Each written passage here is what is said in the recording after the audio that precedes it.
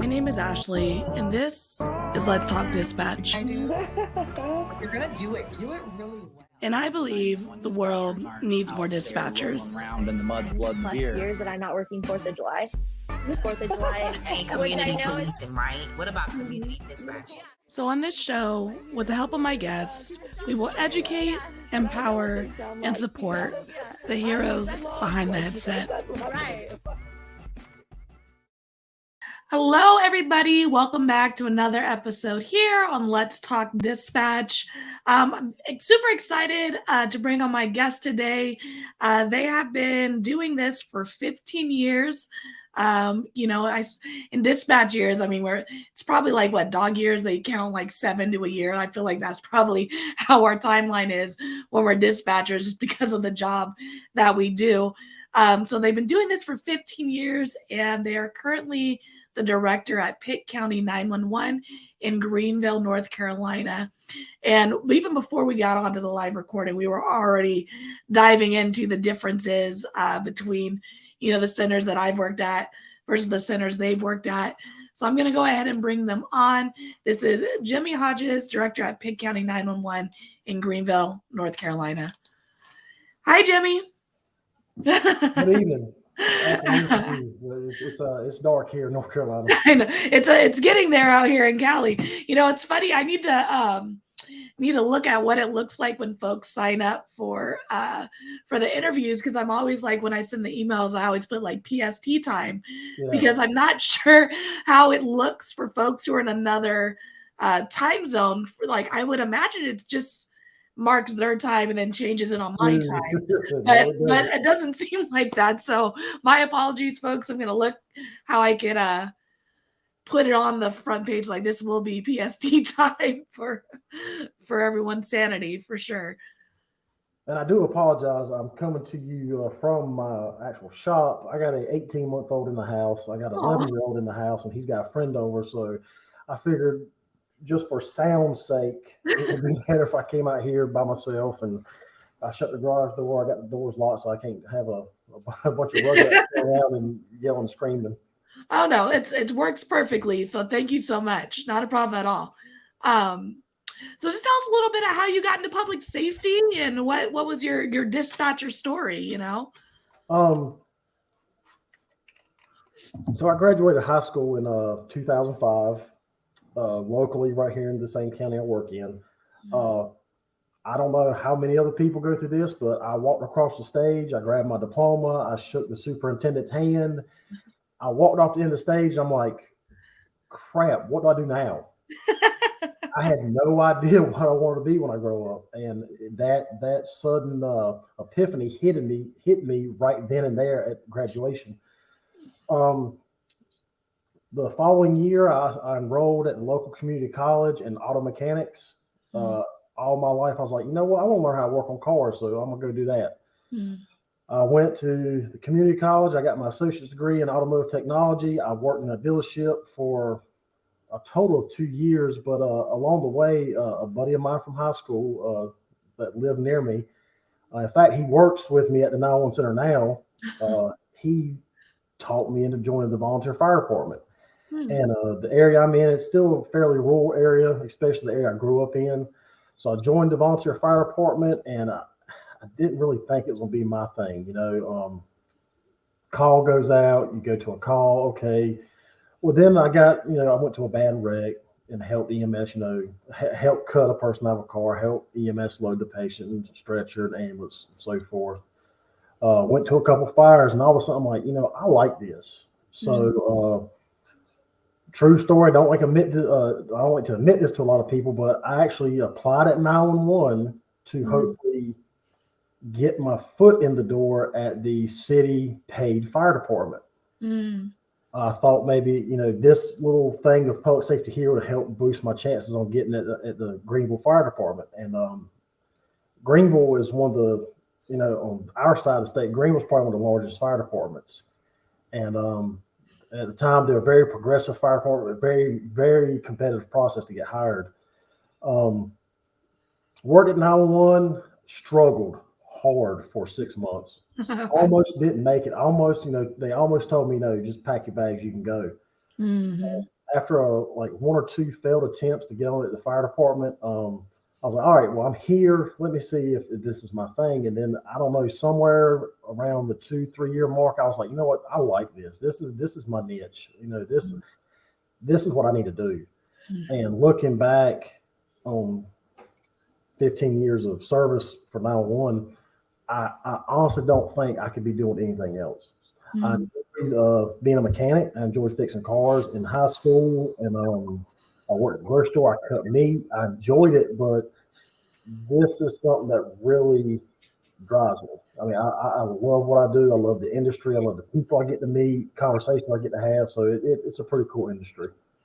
That's awesome. I always find it funny. It's always someone who like gets our foot in the door, right? Like someone, something like I remember when I was in high school, I was medically redshirted my senior year. So I've always been playing basketball my whole life. And then I got medically redshirted and I stopped playing for a little bit, went to work, graduated, wasn't sure what I was going to do.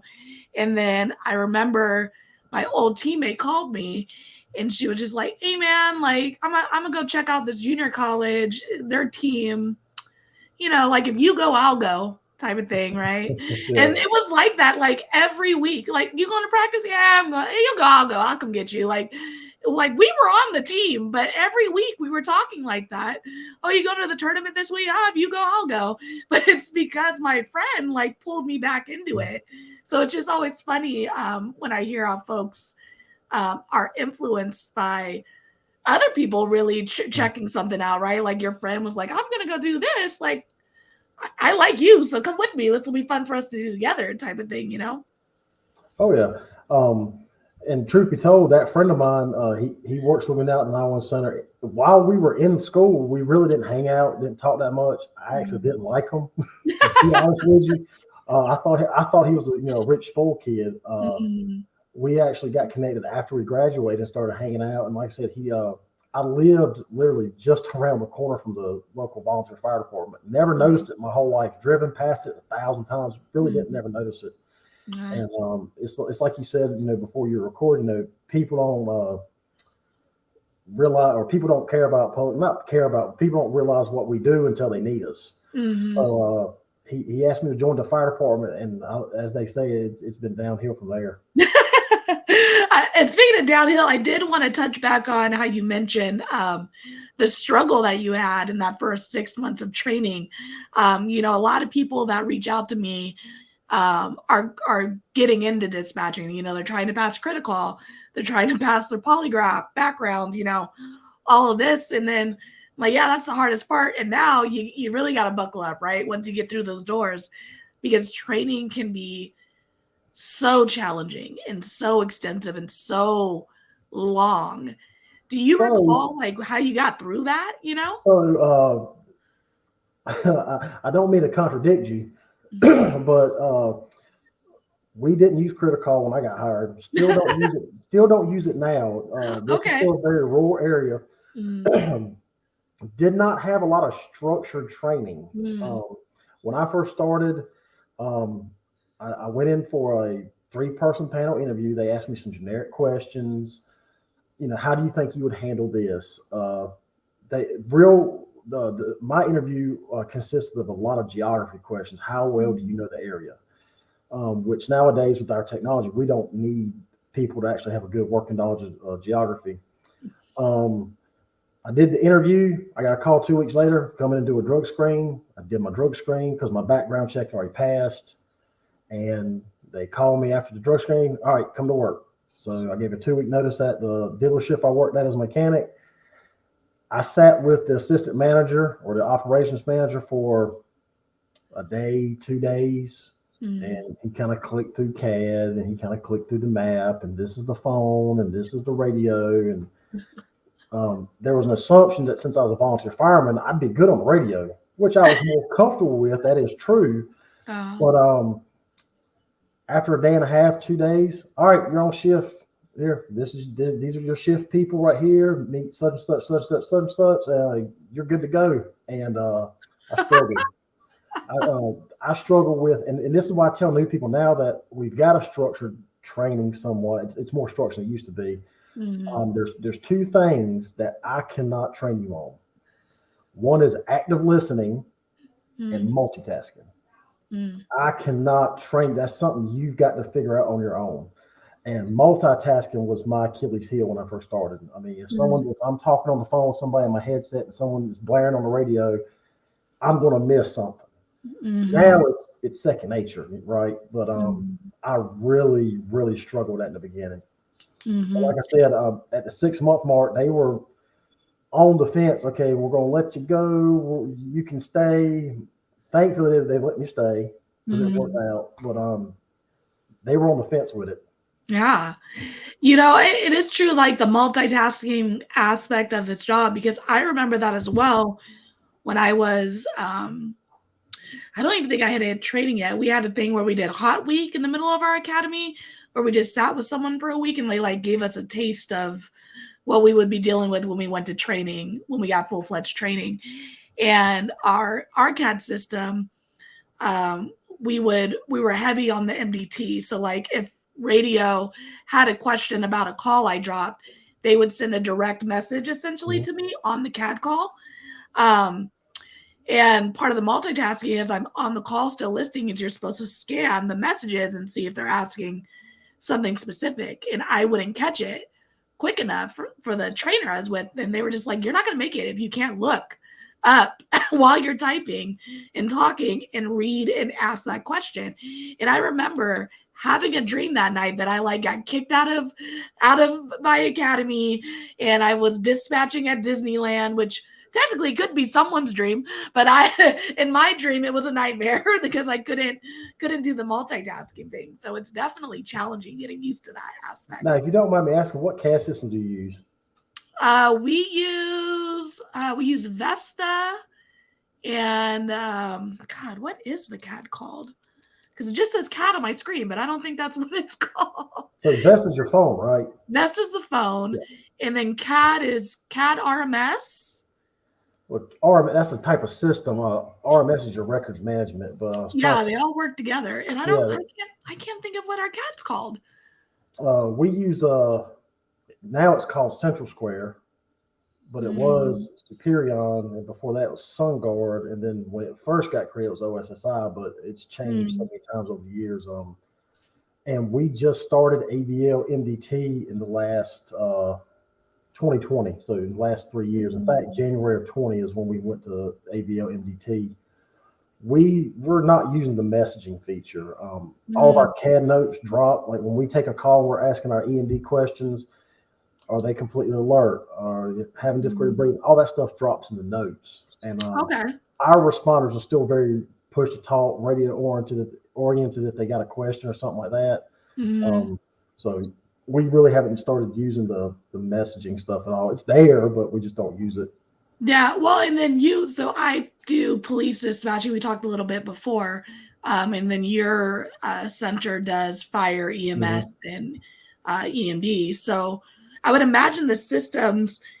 That's another thing that I would find challenging, or that I enjoy about the police side of things is I get to freestyle like my questions. Right? It's Mhm. like I can go and what I just need to get five like essential things answered, but I can do it in whatever way, that I've grown accustomed to as my style.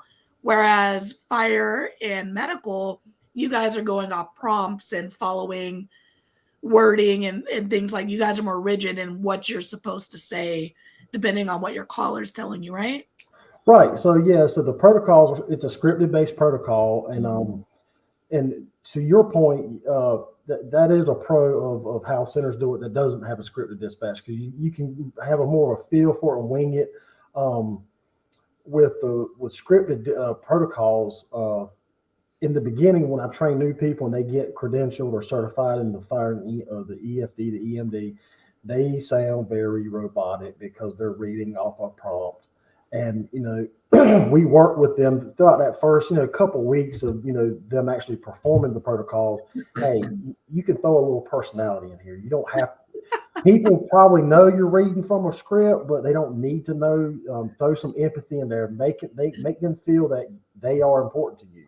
Mhm. Um, the one thing I like about the scripted protocols, as compared to, I don't mean this to sound ugly, but freelancing is that it doesn't matter if it's me taking the call, if it's you taking the call, if it's Kevin or Travis taking the call. If it's a chest pains call, we all four handled it exactly the same way. If it's a structure fire, it's handled exactly the same way. Cardiac arrest call, exactly the same way. So it provides that consistency. And for our people that we hire that aren't certified, they can take the call. Okay, tell me exactly what happened. They can input the address, verify the address. But once they get to that EMD or EFD protocol, then someone else has to take over that's certified to perform it. So I think there's pros and cons to each. Like I said before, when we start recording, the protocols aren't perfect by no stretch of imagination, but they were written by some pretty smart people. The medical is probably the best. The fire is good, but it's still much more junior than the medical. The medical protocols came out, I believe, in the 70s. The fire protocols didn't come out until I think the early 2000s. So they still got some, finishing touches and some updates to do and things like that. But I can see the pros and cons to each side. Yeah. And do you guys have any technology that you're using for like getting a visual of a patient on scene? Because I know like there's a lot of programs that are like, I can send you a link, then I can look and I can see if their lips are blue or purple or, like things like that. Do you use anything like that or see the value and the potential of that coming to your guys' center? Value, yes. I always see value in technology, but, and this is a big one, I think people who opt to work in the comm center do so because they don't want to be the one seeing what the responders see or touching the patients and getting that involved with it. We haven't looked at any technology that we can do video message or picture messaging, and I think I've opted out of that for the staff. I don't know how bad prank calls are and children calls are, where you are, but I can see a lot of unnecessary prank videos and pictures coming to the comm center that, I feel like it's just going to add to the stress of the job. Yeah, I can see that. I've gotten a lot of people's mixtapes through text to 911. Like, check me out on Spotify via text to 911. And it's like, do you have an emergency? We're not going to listen to your mixtape. I don't. So one question, how are you funded? Is it through city taxes? Is there a state 911 thing that provides funding for PSAPs? I believe it's a little bit of both. Like I'm a city PD. So we have like a city manager and things of that nature that have like the final say on certain fundings. For example, when I lateraled to my agency, I negotiated my pay a bit, and the city manager had to approve the wage because it was a little higher than they normally bring laterals in at. So I know there's kind of a checks and balances there, but as well as we do have a state oversight that chimes in. I just don't know how much of our financials come from them as well. So in North Carolina, we have what's called a 911 board, and they everybody who has a cell phone, a landline phone, any kind of phone pays a 911 surcharge fee. Like on your cell phone bill, it's like 51 cents, if that.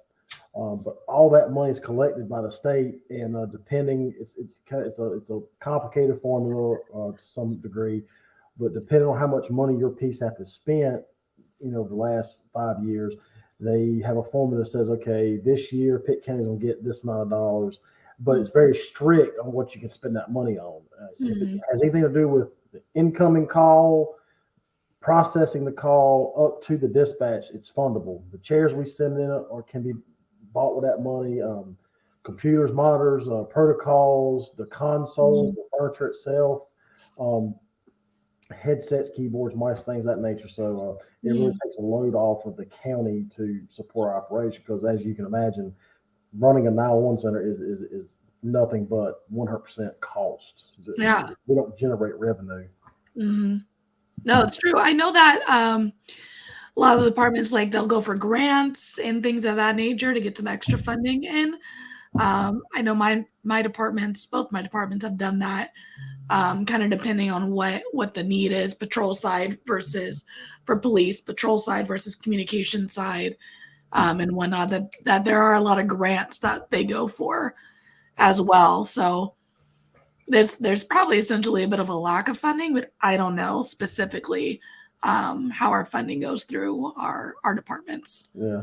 And you asked a question earlier. I don't think I ever answered it, so I want to bounce back for a minute. You Okay. asked, what kind of advice I would give someone trying to get in the business, training, all that stuff. Mhm. Um, Having a good working knowledge of your area is good, and knowing the business. And when I say that, in Pitt County, we got 20 fire departments to plus the city of Greenville. We dispatch for approximately 11 or 13 ambulances now, I believe. Mhm.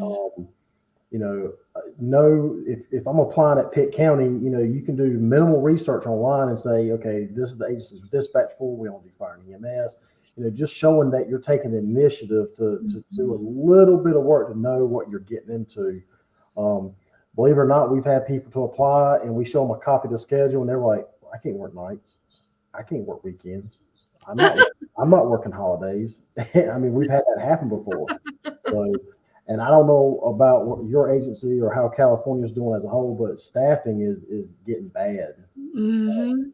When I Mhm. first took over as director, we would have one opening, just one, and I would get anywhere from 80 to 100 applications. Mhm. Now I got three openings right now. I'm about to promote telecommunicator up to a telecommunicator two spot, which we just got approved. Um, so I'm gonna have four TC openings, and the last two or three processes I've ran, I've gotten back about 10 applications. And what do you think that is? Because one of my big things is like, yeah, the world needs more dispatchers. Like, I personally have been extremely lucky in my short career that I haven't been impacted greatly with forced overtimes and things of that nature. Both my departments, that while I've been at them, have been pretty fully staffed, and which is not the case around the states, right? That's just not the reality a lot of these centers are living in. And since you've been doing this for 15 years and you've kind of gone through it, now that you're seeing that less folks are applying, do you have an idea or a thought of what the I, why is? I would love to think that I could provide insight on it, but I don't have the answers. More money would always help. Yeah. I think COVID really changed society's outlook. A lot of younger people now, they want remote jobs where they can do it from home, online. They don't have to talk to people. Or they can just email and text. No Mhm. interpersonal communications. Um, they want to be able to, be very flexible with their schedules, and the remote jobs provide that. Um, when I was hired, and we still try to instill this in our staff, it's a paramilitary environment. We're not dress right dress and a tin hut and all that stuff, but there's still a chain of command you follow, and there's a policy you follow, and if you don't do that, then you're wrong in this way. Actual follow, and I think the younger people coming into the workforce now just ain't digging that. Plus, uh, work schedule's not the best. We work 12-hour shifts, 2 days a week, 2 weeks of days, 2 weeks of nights. We just switched to that. We were flipping every shift. So Mhm. we were doing, Monday, Tuesday days, and then you're off Wednesday, Thursday, and then you're doing Friday, Saturday, Sunday nights, and then you Mhm. work Wednesday, Thursday days, and then you come back in Monday night. But now we just swapped to 2 weeks of days, 2 weeks of nights. Mhm. Hoping the staff is going to like it a little bit better. We're going to do it for 3 months and try it out. Mhm. Um, I don't know what the magic answer is. Yeah. I've been saying for years, one thing about 911 is we're not, and I don't mean this ugly, so please don't take it away, but we're not sexy. Mhm. You know, Fire departments, they got the big shiny red trucks that whiz up and down the road. The ambulances the same way. Police officers got the snazzy uniform, the car, all the gun, and all the equipment. We don't get seen by the public, so very often we get forgotten. I Mhm. can't tell you how many times people have called 911. I've answered the phone and they think that I'm sitting there on the phone with them and I'm taking their information down and I'm walking to the fire truck or the ambulance and I'm the one coming to their house. They think that's what's happening. It's true. They're like, "Oh, thank you, officer." I'm like, "Oh, is that my gun poking me in my head Yep, right now?" yep. Like, "Oh." Or they think in North Carolina, they think I'm at some random call center in Colorado and I'm just punching the information to a computer and people are on the way. So Yeah. 911 as a whole, and I don't mean this in Pitt County, I don't mean this in North Carolina, I mean as a whole, we have done a crappy job over the last 50 years with public education and awareness. Mhm. We just haven't done it. The fire departments, and I say this all the time, the fire department is the only industry, or the fire industry is the only industry that I know of that tries to educate themselves out of business. You know, they are constantly pushing public education, fire safety, home safety, fall prevention, stuff like that. So if you stop and think about it for a second, they're trying to get themselves out of business. They're trying to reduce the need of themselves, and which we know it probably won't happen. And that education is beneficial to the public, but you know, how often have you heard about 911 going out to a school event or a job fair or anything like that? We just haven't done it. No, it's so true. And I think it's funny that you said, 911 isn't sexy because I agree. Like, as an athlete in college, I'm all about like rep the squad. Like I've always had that like mind. I'm proud of the teams that I'm a part of.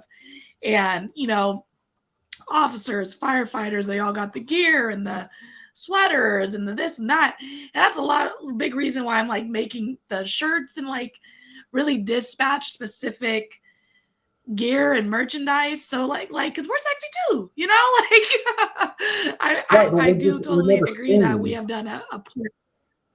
Yeah, Yeah, we're just never exactly. we're never seen, and the public really just forgets about us. I mean, I Mhm. was really hoping that with the popularity of the new 911 shows, I'm guilty. Have not Mhm. watched one episode. I did not watch the Halle Berry movie because I knew it was going to be over Hollywoodized, if that makes sense. Yeah. But I was really hoping with those television shows, it would actually bring light to the industry and spark an interest with people. Um, Mhm. most of the people I hire, and this is not a bad thing. I'm not saying that they're looking for a job and a steady paycheck. Some Mhm. of them may be looking a little bit deeper, looking for a steady paycheck, retirement, health insurance, stuff like that. Every so often, I'll get someone to call me. Hey, look, I'm really interested in this position. I want to be a telecommunicator. I've been, ever since I was a kid, and I called 911 for my mom because she was choking. I just been, really interested in being a dispatcher. Da da da da da. Mhm. Every once in a while, I'll get that, and that's great. And I want to pull those people in as hard as I can. Mhm. Um, Yeah. most people come through. If I can get 5 years out of a telecommunicator, we're doing good. Um, Mhm.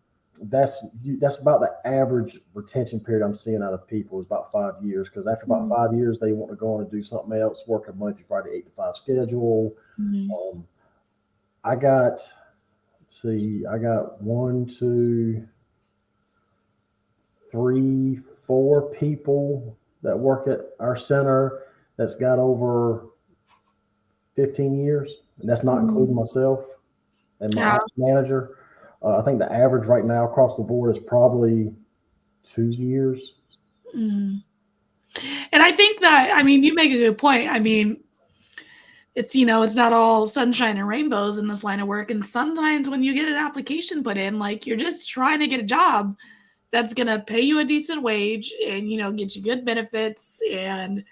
Um, and I think that's okay too. Like if that's what folks are applying to these positions for, like that's all right as well. Like not everybody has to come into this line of work, wanting to save lives or do this and do that. You know, the the acknowledgement of what we do in this line of work is going to come from doing it. You know what Oh, I mean? absolutely. So, The only thing I'll say about the people that are just looking a job, um, and this can be wrong, and I don't mean nothing offensive towards those people, but those are not the ones I would expect to see go long term. mhm, Those are going to be your 2 to 5 year employees. Um, I was that employee. You know, I was looking for get my foot in the door, go do the fire rescue stuff, and I fell in love with it.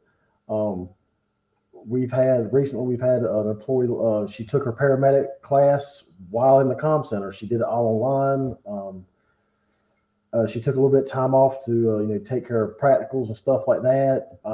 And now she's a paramedic with the county. So I mean, so she got a taste of the EMS world, and she's decided, hey, I want to go do that, and more power to you. And we were having this conversation at the office a few days ago. You know, back in the 80s, you know, it was commonplace. It may be the same thing with officers where you're at. You know, it was commonplace for EMS. You know, someone's been on the ambulance, for 10, 15 years. Now their back is hurting, their knees are hurting, they can't move like they used to. So, hey, I'm gonna go finish out my career in the comm center. We're not seeing that as much as we used to back in the 80s and 90s. So do you see that at your agency with police officers? Yeah, I haven't seen a lot of it. It's actually funny. I was doing one of, I don't know if you're familiar with, she's a pretty known person out here, Kim Turner. She does, we have like our overbodying agency in California's Post. That's who does all of our standards. So I was doing a lot of training stuff. Yes. I get emails from her all the time. Yes. So Kim Turner, she used to be a motor officer, and I think she got medically retired after a collision, and then went into dispatch, and then became a supervisor and things of that nature. Then ended up starting her training LLC, where she puts on courses. So I did an active shooter training today, and one of the instructors, it was that same kind of situation. They were in patrol, they got medically redshirted, and then they went into dispatch and finished their career in dispatch. So, and they were older. So I haven't seen officers come into the dispatch center other than to work like we call it like blue overtime, where if they're on light duty or if they are trained and we're understaffed, they put it out to the officers to come in and answer phone calls. But I hear it more often from my officers that they would not want to do our job than that they would want to come in and do our job, And going back to our conversation about the difference in fire and EMS and police dispatching. So I'm assuming that when you go to work every shift, you're working with the same shift of officers. For the most part, yeah. Yeah. So you get a very good rapport with those men and women because every time you work, they're working unless someone's on vacation.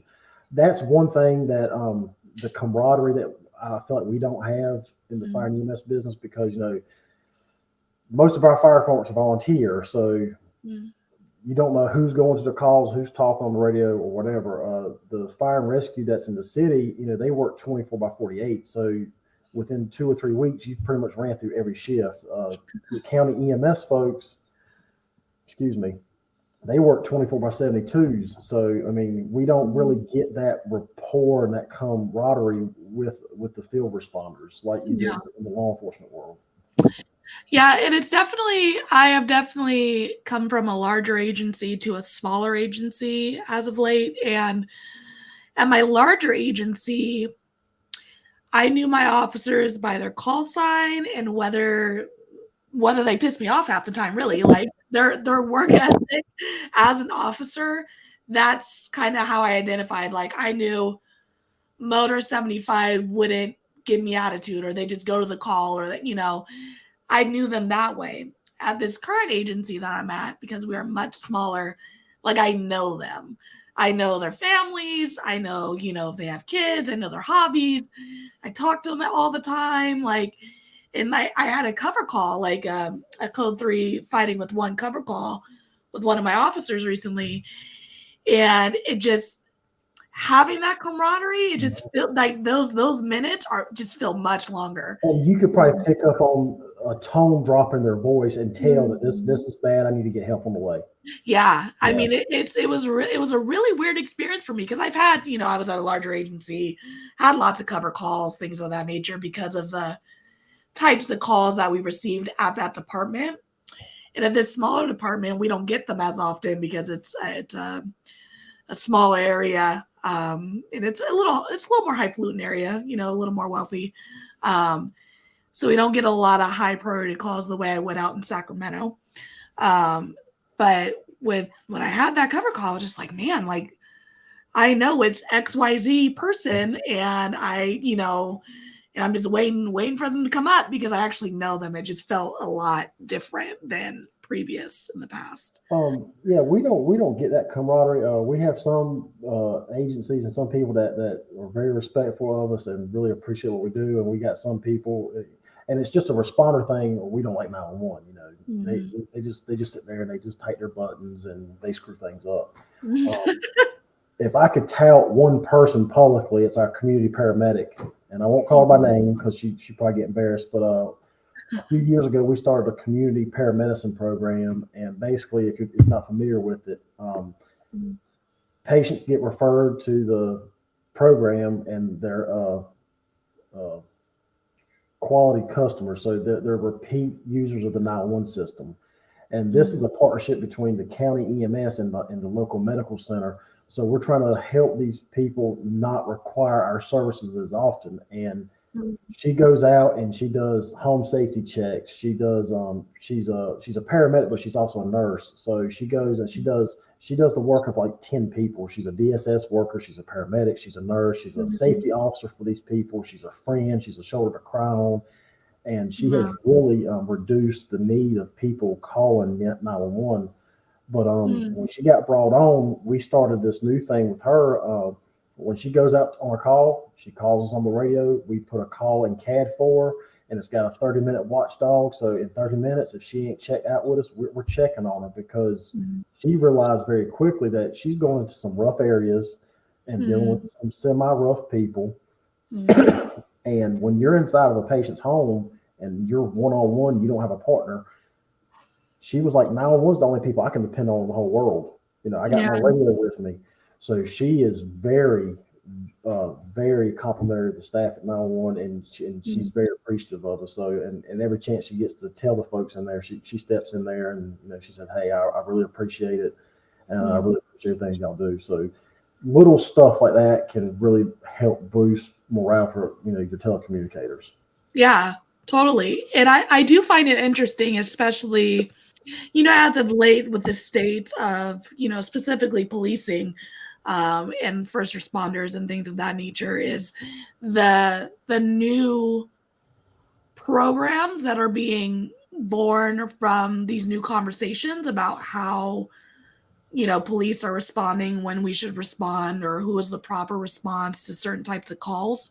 So I do find it interesting that you guys have you on the fire side as well have kind of created a response with this community person to go out to those who are the frequent flyers and things of that nature to kind of help segue that need. So I just find it really interesting, these programs that are being born to kind of help with those things, because we have frequent callers who call 911 all the time. And like for police, it's like, well, calling 911 for a non-emergency, or is it 911 abuse? And it's like, well, we don't want to go arrest folks for 911 abuse. Like that's not the community relationship that we're trying to create, right? So we're trying to create education and that consequence. But in our line of work, we don't have a lot of those resources to provide that. We're short-staffed in our centers. We're short-staffed patrol, and I imagine you guys are short-staffed fire, EMS, things as well. You know, I'm sure we're all feeling that. So, yeah, and you know, 988, you know, is a new 3-digit number for real crisis. In our area, there's only one real crisis center in the whole state, and luckily for me, it's right here in Greenville. Oh, okay. And we've actually had conversation with the lady that runs the real crisis center, and I need to get back up with her, but she did state to us that she was wanting to come out and train with the telecommunicators on how to identify, okay, this person you need to send EMS to. They may harm themselves, they may harm someone else, but this person just needs someone to talk to. They need someone just to listen to them and let them talk out their aggression, their feelings, and that's where real crisis comes in. So I think these secondary, call centers or these secondary functions that we're now seeing in public safety, they're very small right now, and they're taking off. But I think in 10, 20 years to come, they're going to be playing a much larger role in public safety than what you're currently seeing them doing. Mm-hmm. And I know I've seen like a couple case studies for policing specifically. I want to say it was Detroit that they created a mental health response team. So the calls 911, the dispatcher triages it, no weapons, no immediate harm.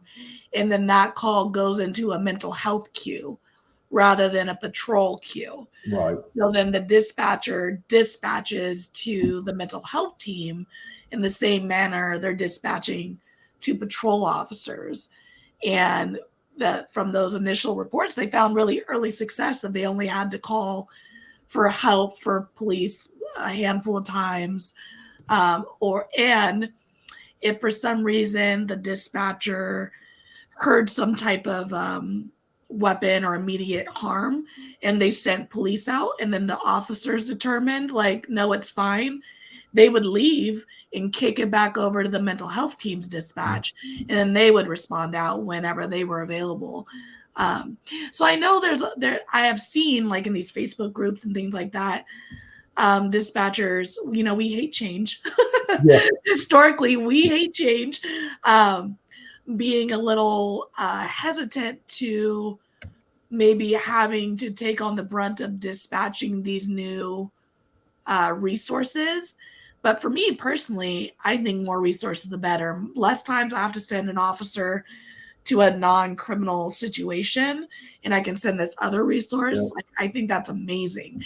But I do understand it becomes with a lot of nuances as we're like learning whose responsibility it is. Right. So, and that's going to come with learning curves and growing pains. But, and once again, not law enforcement, never been a cop, never want to be lit. So I'm talking a little bit out of school here, but my current boss is the emergency management director, and he came to our agency via the sheriff's office where he was the chief deputy. He was the second guy in command. And things like this, I think, are a good thing when you talk about mental health people instead of a police officer, because I think over the last 20 years, we have put way too much on police officers. Police officers and deputies in our area carry Narcan. They're expected to respond to an overdose and administer Narcan. They carry AEDs. We send them to cardiac arrest calls, and they're expected to place an AED and shock and start CPR if they're the first one there. Over the last 20, 30 years, we've put in so many roles and responsibilities on our officers. Now you're saying that we need to be trained on how to, handle this mental health issue. And then I'm not going to get into it, but, that's going to cause mental health problems with the officers on the back end. So I think doing stuff like this and taking a load off the officers will make them more efficient at their job as far as deterring crime and investigating ongoing crimes. Like I said, we have put way too much on officers in the last 20, 30 years. Yeah. And I think when we talked about earlier is just this lack of education around 911 and the services that are provided. If I had $1 for every time I told someone like, this is not a police matter, right? I'd be able to retire and not have to work anymore. Yeah, we don't tell people that. We don't tell people this is not a police matter because we can just put them off to the police department. But I mean, someone calls because their water pipe busted and they want the fire department to go there and fix it. Well, sir, ma'am, the fire department's going to bring you more water. You need to contact a contractor. You need to contact a plumber. The fire department can't fix your plumbing. So I know what you're talking about, those type of calls where we really just can't send anybody. Yeah. It's just like, this isn't our thing. And it's the idea that has been pushed that if I dial these 3 numbers, help is going to come. But in reality, it's like we are only supposed to be dealing with certain kind of help. Yeah. Crimes in progress. We've become the catch-all for everyone's problems. Yeah. My favorite, and I think I said this recently, is just like the neighbor disputes. Like Billy cut my tree and it's on my side of the fence line. And like, just like, Yeah, yeah. like just people having a very hard time communicating with other people. And it's like, or even, the parents calling because their kids are acting out. Like That that, has gotten a whole lot worse in like the last 5 years. I do not know man. why, but yeah, my 8-year-old won't get up and get dressed for school. Send the officer over here to scare him. Yeah. Once again, we can punt that off to the police department, but that has gotten really worse in the last like 5 years. Yeah. And then I mean, if you unpack it even deeper, it's like, we don't want people to be afraid of the police Right. department. Right. we don't want little Timmy to be like, when I was 8, an officer came and threatened me to go to school. Right. Like that's not what we're looking for. So it's really interesting how often I have to at this agency, we have a little more leeway to have those conversations because of our call volume. In Sacramento, it was like, we're not coming. Yeah. But you hang up next call. But here we have a little more space to be a little more customer service friendly. But yeah, the reality is we do get those calls quite often. It's like, well, I think there was a viral, this is not what to do as a dispatcher, but I could see the frustration is that the dispatchers told the caller, I don't know if you've heard this one, that what do you want us to do? Come shoot the kid? And yes, you not heard that one? Yeah. And it's like, and then the caller was like, what? Like, how dare you? Like this, and that. And it's just like, that one should have been on the mute key. That should have been what you told your friend and not the caller. But the reality is, what do you want the police department to do? Like, how do you want us to service you in this situation? Because it's not a reality. We don't have the staffing to parent people's children, And I don't mean to be, ugly about it or offensive, but it's kind of like first world problems. We've come into a society that when we get the least bit inconvenienced, we have got to. It's someone else's fault, and something's got to be done right now about it. And unfortunately, in our business, 911 has become that catch-all. Once again, going back to public education, public relations, educating the public on what we do. Posting on Facebook, social media has been great. It's dangerous, but it's great. Websites, there's so much a stronger internet presence now. Almost everyone's using the internet. You can post on your county website or your city website when to call 911, when not to call 911. We've done a couple of PSA videos and post on YouTube. In fact, our Pitt County's Anatomy of a 911 call video actually won a national award for the Public Information Office. Very cool. All that stuff is great, but as an industry as a whole, we really need to step up and educate the public, because until we do, we're going to continue to be that catch-all for everyone's problems. Busted water pipes, a tree fell down on my driveway, I can't go to work, just stuff like that. It's going to continue. We get phone calls. Hey, what time is the parade today? Hey, how much snow is supposed to fall tomorrow? Is school going to be out? It's going to get worse, and unfortunately, that's going to drive stress for your staff, and it's going to deter people from coming into the service or staying with us, because not only are they dealing with this high acuity stuff, gunshot wounds, robberies, burglaries, breaking and enterings, cardiac arrest, but they're also dealing with this crap way down here that is completely unnecessary. Yeah, these petty problems that just you could Google this. Why are we talking right now? You could Google this. Or because California, we just had, our big storms, California, it sprinkles and we go crazy. So we don't know what weather is like out here in Cali, that's for sure. So the storms happened, and at my center, we got overloaded with, storm drains being clogged, and people's homes were starting to get flooded because of the drains. And I really recognize that I have a very short fuse right now for problems that you can take care of yourself. You can attempt to take care of yourself. Now, if you call me and say, I was out there for an hour digging this stuff out of this drain and it's still clogged, all right, I can work with that. But we were getting a lot of calls like it's flooding at the city drain. someone needs to come fix it. And it's like, you're on the list. We will get there as soon as we can. There's only so many, it's that idea of like, if no one's coming to save you, what are you going to do? Right. When you think about like big fires or big snowstorms or things like that, like, what are you going to do if no one can come to save you? So, and one thing I like about being attached to emergency management, we do a lot of education on hurricane preparedness, storms, and things of that nature. So we've really stepped up in the last 5-6 years and really trying to get education out there to the public. Back in 2016, I was a supervisor, and we had Hurricane Matthew come up the eastern seaboard. And we did not make any plans for overstaffing. The National Weather Service and the Weather Channel and all the weather people predicted that it was going to turn eastwardly and skirt up the coast, and we were going to get a little bit of rain, not much wind. And once again, weather people are it's the only profession that I know of that you can be wrong and it's okay. But like, my bad. Yeah. What I meant to say was. So it ended up not turning northerly. Excuse me, I said easterly a while ago. It did not turn north. It came straight into North Carolina, and we're about an hour drive, 65 miles from the coast. And I was supposed to go to work that Saturday. I went into work, and I'm driving down the street to my comm center, and I'm looking at the storm drains, and the water is white capping going into the storm drains. I'm like, this storm is not turning. And that night at shift change, all crap broke loose. I mean, trees on people's houses, people's cars flooded out in the street. But going back to your point, we have a thing called the rule of normalcy, and Hurricane Matthew actually created it.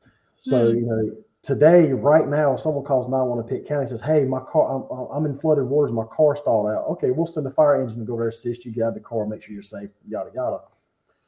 We were taking so many of those calls during Hurricane Matthew, and so many trees down on houses that call type went from being an emergency to being normal. So, like, someone called in front of the gas station, hey, my car's flooded out. There's like 3 foot of water on the road. What do I do? Well, sir, can you make it to dry land safely? Yeah, well, you're going to do that and wait it out because we ain't got no one to send you to you. We got other stuff going on. And this one particular incident, excuse me, this guy called, his car was flooded out in front of a gas station. Sir, can you make it to dry land safely? Yeah, I can make it over to the gas station. Out here we have sheets. And, all right. Well, in the next 20 minutes, he called like 7 times. Well, I need someone to come take me home. Well, sir, we ain't got time to send you an officer to take you home. You have to call Uber, phone a friend, do something else.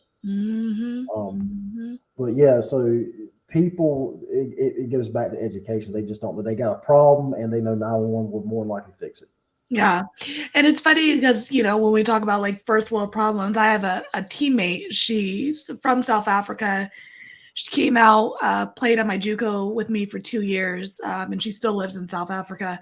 And she had just recently visited me in December. She comes back every couple of years, and we were talking about 911. It was actually just when like the Ukraine stuff started happening.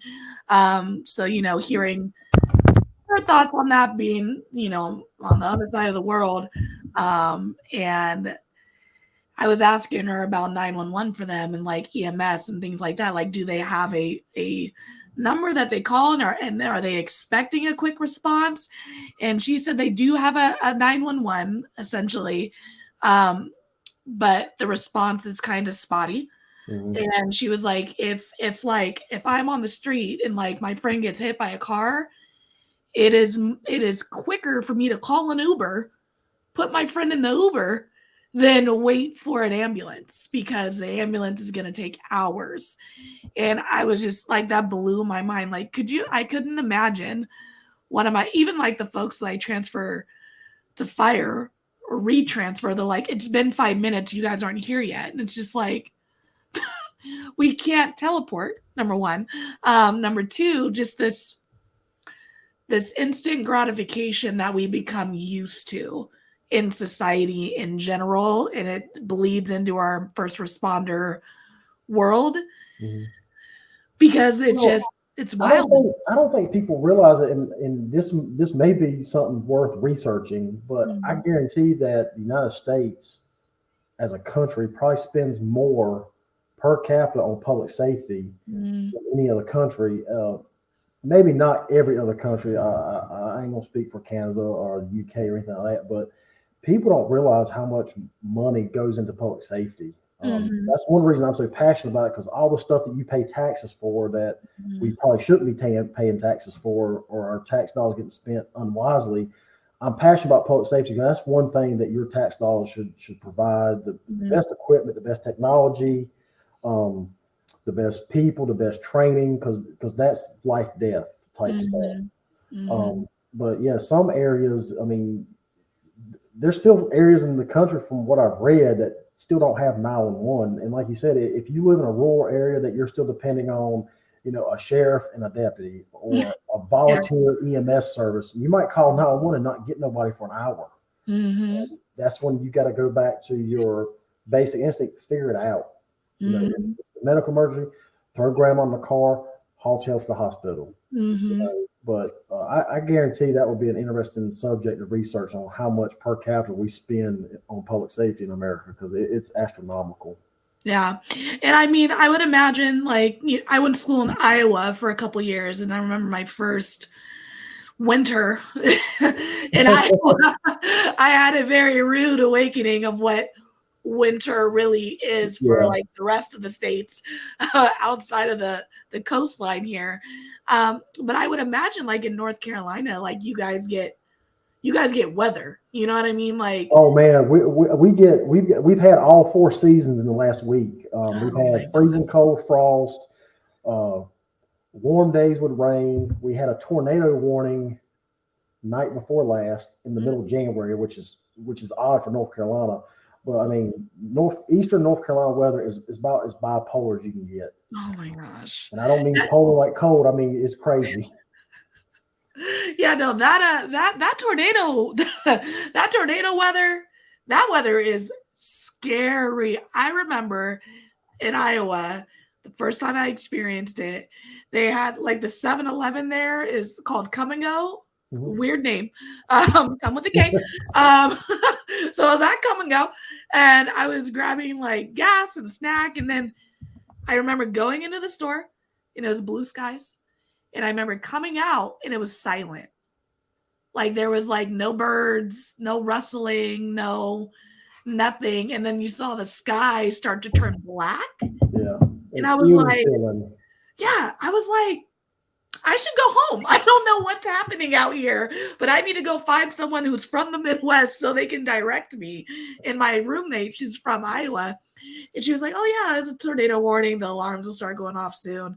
I was like, okay, so should we go in the basement? And she was like, no, we're So, fine right now. And I was so like, here, well, we can go in the basement. here in eastern North Carolina, if a hurricane is projected to hit the coast, um, people around here, we have hurricane parties. But you let us get a projection of 2 inches of snow, and people will lose their minds. All the bread, milk, and eggs get gone from the grocery store. Oh People my go to Lowe's and Home Depot and buy up every generator they can grab. Um, it's crazy. I mean, and we have that weather. Knock on wood, we've been lucky with hurricanes last couple of years. Mhm. We've had a little bit of snow here and there, but mainly we have hot, humid summers, mild to cold winters. But here, where we're located, we get all of it. Now we don't get hurricanes. I'm in the coastal plain, so we're very flat. We have the mountains in the west. My wife is from the Piedmont region of the state, which gets Mm, hilly, but it's not mountains. mm, We don't deal with mudslides. We do have the occasional wild brush fires that eat up acres of land. Nothing like in California. mm. Um, so we have a little bit of everything here. I wouldn't know what to do with myself if the ground started shaking. That's what my teammates when I went to Iowa, they were like, aren't you afraid of earthquakes? And I was like, no. And they were like, well, we know when the tornadoes are coming. You guys don't know when the earthquakes are coming. I was like, yeah, but like tornadoes are seasonal. You get them like Right. you get rain. We might get an earthquake so often. Yeah. Like, that's scary. Seasonal things that sweep your house up, Yeah. wild. Yeah. We had an earthquake. This has been years ago because I was working in the grocery store, so I was like 18, 19 years old. Oh my And the gosh. earthquake, it actually happened off the coast of Virginia, but here in Greenville, we still felt a little bit of the tremble, Mm. and people were losing their minds. The news, I mean, you would have thought it was the biggest news day in Oh North my Carolina. Everybody was reporting on it. Everybody was calling, the national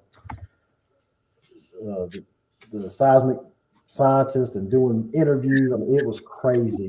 God. But it's just we're not used to it here. Just like we're Yeah. not used if it snowed 3 feet tomorrow, we'd be in trouble because we're just not ready for that type of stuff. That's us with the rains, man. We were like, I don't know what to do. In fact, I got a cousin that or my cousin's daughter. She actually asked me a couple years ago about getting a 911 job in my neighboring county, and they Mhm. work under the sheriff. And I was like, look, you need to do this, research this, talk about multitasking. I was giving her pointers on what they would probably ask. And she got the job. Well, she worked there, I think, a year or two, and life changed. She met a guy, moved to Idaho. Mm. All the places in the world had to be Idaho. Nothing, no disrespect to the people of Idaho, but as a young female, I figured, oh, I want to move to California. I want to move to New Yeah. York. I want to move big. No, they moved to Idaho. Idaho. And for her, it was a culture shock because out there, they get a rainstorm and everybody's freaking out. Hmm. So I mean, it's kind of weird. Just like our accents and our culture can change so much from community to community. It's just weird how in Port Safety the weather can be so different and change people's opinions. Seriously, no, it's wild. It is crazy to me. I mean, my first winter was negative 32 degrees in Iowa, and I was That's like, cold. No, this was not in the brochure, coach. And he was like, oh, this is the worst winter we've had in years. I'm a liar. This is probably what it was like last year. now, asking more about your stuff. Do y'all have like a statewide next gen 911 system or? Yeah, we have a state that's operating, trying to like get everyone up to date on the next gen 911 stuff. They do our 988. Like, I have an old boss from SAC who's working for the state now, and they were heavy on the 988 resource team, bringing text to 911 into all of our centers. Like they run like all of that, trying to create the standard for us here in Okay. California. Yeah, we back in 19 we got on the statewide we call it the EZNet. Mm. So it basically connects all the PSAPs with the IP phone system. And I actually had a conference call yesterday with the state, and we're getting our next gen turned on in May. So Mm. a lot of GIS mapping stuff. That's very heavy with the next gen stuff. But Mm. that technology, I think, is going to take 911 to the next level. Oh yeah. I mean, I think it's definitely, as far as like locations and stuff, even like, so I've been doing this for like 5 years now. So even throughout my 5 years, the technology, like how much the technology has changed these last 5 years is wild. I mean, text 911, rapid SOS, rapid deploy, those type of companies coming to the forefront, offering more options and things to be able to communicate with folks in emergencies. Just the mapping within our CAD systems being so much better. It's been wild, just even for 5 years, to see how much growth has happened in the industry, and really how much growth we have to go. I mean, it's crazy. So when I first started, we had a CAD that was built in house by our IT folks, and it was a great CAD, but it was based off of landline phone numbers and a phone number database. And back in 2007, landline calls were about 50-50 landline calls, cell phone calls. We had a black map. The streets were little white lines, and you had to copy the address from CAD, hit the map button, it would paste it into the map and run the address. And for the most part, it worked great. In 2016, right after the hurricane, that's when we went to Superion or Central Square CAD. And this thing, to us, it's like a Cadillac.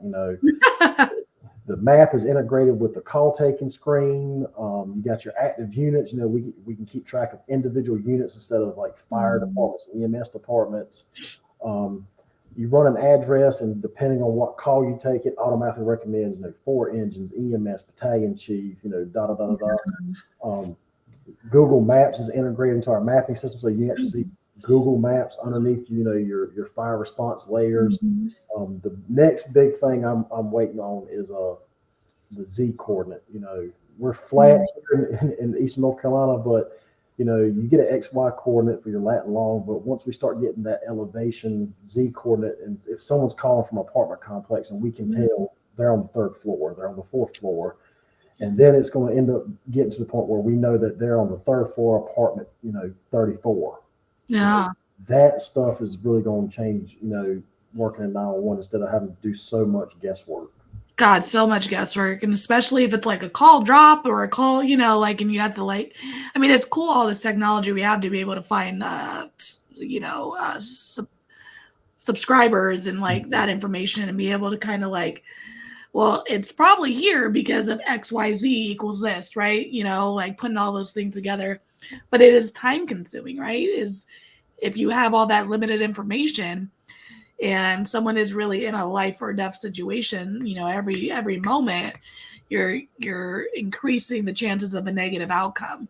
So this technology being able to narrow things down, like you said, just down to an apartment where we don't have to do all this guessing or puzzle detective work, it's only going to increase positive outcomes in these emergency situations. Now this is a plug for Rapid SOS. So if Rapid happens to get a hold of your podcast, they have my permission to use this story. We went with Rapid SOS because a lot of the PSAP directors in the state were talking about it at NENA APCO meetings and PSAP manager meetings. So I looked into it. It's free to PSAP, so why not try it out? So me and the operations manager, we looked into it. We got a set with an account. We got our TC set up with usernames and logins, and people were logging in and checking it out. But it's another thing we got to log into. It's another username. It's another password. So one day, myself, my current operations manager, and my former operations manager, we were all 3 covering shift because we had a whole shift call out. We're pretty sure it was COVID. It was before COVID actually became a thing. Yeah. We had a gentleman that called 911. I answered the phone, and he said, "Look, I'm about to end it all. I want y'all to come find me before my family does." And all right, man, what's your name? I was trying to stall, get a better location on him. I was firing up Rapid SOS, and I got a good hit on his phase 2 for the cell phone, but I wanted to see what Rapid showed. And in Greenville, we have a little walking path that goes around the downtown area along the river, stuff like that. And I was getting a good hit there, and I was stalling. I was like, "Hey man, give me your name. Where you at? I can't get people to you until you tell where you're at. So if you want me to help you, just tell me." He hung up, disconnected. And Rapid had a good hit, but it wasn't great. So I'm calling the police department. I'm like, "Hey, y'all need to get an officer in this area. I got a guy threatening suicide, blah, blah, blah." He called right back. My partner answered the phone. He had Rapid sign up ready to go. And it pinned him down to exactly where he was at. Awesome. Within, I want to say it was like 5 minutes of his initial call, officers were walking up to him, and he was standing on a chair and putting a rope around his neck. Oh, wow. And they got him out. I besides him, getting pulled out by the police that day, I don't have much follow up on it, but Rapid was the changing factor on that person and on that call. So that is a great product. And if any other PSAP director or manager happen to hear this and you don't have it, get signed up. It is great technology, and it's free. Yeah. No, it really does work really well. I've used it. I'm using it at my current agency, and at my previous agency. And it really does take the guesswork out of if I'm not getting the greatest hit on the phase 2 or phase 1 on the 911 call. Rapid, I throw it in rapid, and actually it automatically in our system automatically routes it once we get a 911 call in at your console, and it's kind of already automatically set up, so it'll pop up as long as you have it open. It'll kind of start doing that job already. And it has made huge differences in being able to locate folks, especially when we have where I'm at, we have a lot of open space, and like rangers go out there and stuff like that, and it's like, okay, where'd you park your car? But then they hiked and, things like that. It becomes a little more challenging. So I think that technology is super beneficial in those type of situations as well. Yeah. And we just did an in-service, I think maybe a month or two ago, on how to input lat and long into CAD to find somebody, how to make sure we know how to call the cell phone carriers and get them to ping a phone in case we don't have no idea where this person is. So, and we actually had a call last week. I was working console and we had to call a cell phone carrier, get them to ping a phone. The only thing that scares me about Rapid, and I don't know if you've seen this or not, but on your iPhone, you have the health app. I don't know what it's called on Android, but you can go in there and I can put, I'm Jimmy, 6 foot tall, 250 pounds. I have, bipolar schizophrenia. I'm on medicines A, B, C, D, Well, if that's on the app of your phone, all that information and that data gets spilled over to Rapid. And it's good information, don't get me wrong, but it's just scary on how much you put in your phone and it's available to others. So, like I said, it's a great tool, but to me, it's just a little bit scary. Yeah. What is it? What do they say? Our FBI agents are listening when we're talking to our phones and stuff. Yeah. Like, I be getting ads for things that I didn't type into my phone. I got questions. So. Oh, when we get done, I guarantee I'm gonna fire up Facebook. I'm gonna have Rapid SOS on my phone, no doubt. I have no doubt. I mean, I heard you were talking about us. Or I'm gonna have a TripAdvisor notification. Do you want to take a trip to Sacramento? Oh man, that's great. Well, what advice would you give someone who is considering a career in dispatch? Make sure you can work the schedule. Make sure you can deal with stress. But if you're not interested in being a field responder, fire, EMS, police, you will not find a more rewarding job. Whenever my folks take a call that, had a very good outcome, even if it's one call out of 1,000, hey, this cardiac arrest over here, we work close to the medical director's office. He lets us know when we get Ross back on a cardiac arrest patient. Hey, you got Ross back on this call. I had to go out as part of my EM role last week, and I had to investigate a fatal fire. And when I got on scene, the volunteer fire department was nothing but complimentary about the job 911 did. Hey, they got us out the door quick. They gave us great information. They just did a bang up job. Hey, make sure they know. So that shift was actually working. Today's Friday. They worked Monday and Tuesday. So Tuesday when I came in the office, I was like, hey guys, I just want to let y'all know the fire department said y'all did a great job on that call. I just want to pass it on. So for anybody interested in this field, you may not know nothing about it. You may not, understand the ins and outs of 911, but it's a rewarding job. And just like most things in life, you get out of it what you put into it.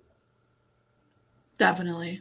And I don't know what kind of shift y'all work, but I mean, it sounds like it sucks doing nights, days, holidays, weekends, but I mean, I miss my time off during the week. I'm an admin Monday through Friday person now. I miss having a random Wednesday off at the house by myself with just me and my Xbox or me in the shop. I can come out and do stuff. But, we need training professionals in 911, and it isn't just here in Pitt County. It goes from North Carolina all the way to California, from Texas up to North Dakota. I mean, we need them everywhere. And I don't want to sound doom and gloom, but, if people stop and think for a moment, what happens if I call 911 and there's no one there to answer the phone? What's going to happen? So we really need to step up and get out and start recruiting people. We had the conversation before. I don't know what the answer is. I've considered, going to job fairs for high schools, community college, stuff like that. But we need great people that are eager to help somebody. Mm-hmm.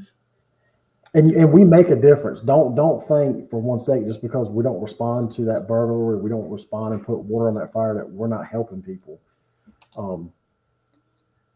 People know that people are appreciative of the job we do, even though we don't get the thank you letters and the phone calls saying thank you.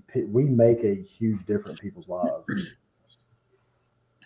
We do. And I mean, I've said it before, and I'll probably say it 1,000 times, is that we are the first point of contact for an emergency, whether it's someone calling 911 or an officer or a firefighter or EMS raising someone on the radio saying we've on-viewed some type of emergency. You have to go through dispatch to get the balls rolling and folks moving in the direction to provide that assistance. So it is a needed job. It is a job that we need to get more folks in the door to do. And like you said, it's a rewarding job, completely rewarding. I think I got a thank you letter one time in my career, and it was a lady that called, and her mother was in the restroom, and she was bleeding from her dialysis port.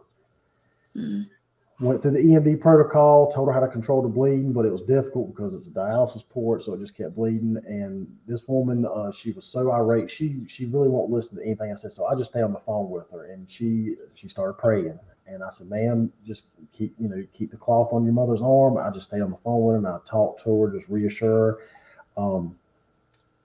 All in all, I didn't do anything for that lady besides give her someone to talk to. And her mom got transported to the hospital, and this was several years ago. She got discharged. They fixed the port. They stopped the bleeding. But she sent a nice little thank you card back to the center. And it was like, "Look, you were amazing. You did a great job." And I didn't do anything, but we were just that calming voice in that moment of crisis for her.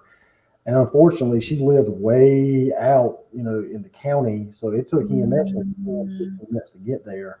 But, and I'm not saying it because it was me, but, that telecommunicator on the phone, that's that one person in the world that you're depending on. And, there's some bad raps with telecommunicators doing stupid stuff like hanging up on callers or, cussing calls and stuff like that. But out of the millions of 911 calls placed in the United States a year, we get it right 99.9% of the time. And we do an excellent job at it. Mm-hmm. So true. Well, Jimmy, thank you so much for coming on today. You guys are going to see it, but in the middle of our interview, my power went out. And so we had this little interval. So thank you for being willing to stay in there for me while I got everything up and running back on my end. And I've really enjoyed and learned so much from you today. Oh, yeah, no problem. If you ever want to have me back in, just drop me an email. Yeah, for sure. All right, Jimmy, thank you. I'll be right back with you, okay? Okay. All right, everybody, that was another episode here on Let's Talk Dispatch. Again, Jimmy, thank you so much for your thoughts, your experience, and honestly, your insight. You've made me think about researching a few things in my industry and how we do things in California and where our funding comes from and things like that, things that I just haven't thought about and I feel like I should know the answer to. So I'm definitely going to dive into that research because of our conversation today. As always, everybody, like, subscribe, tell a friend, follow us at the Raspy Dispatcher on all the social medias. And until next time, stay raspy, everybody. Thanks for joining us here on Let's Talk Dispatch. Don't forget to hit that subscribe button and leave a 5-star review. Consider joining our Patreon for exclusive content, early access to episodes, and discounts on merch at theraspydispatcher.com. Follow us on Instagram and Facebook and subscribe to our YouTube channel. All of these things help support the creation of more content because the world needs more dispatchers. Thank you all again for the love and continued support. And until next time, stay raspy.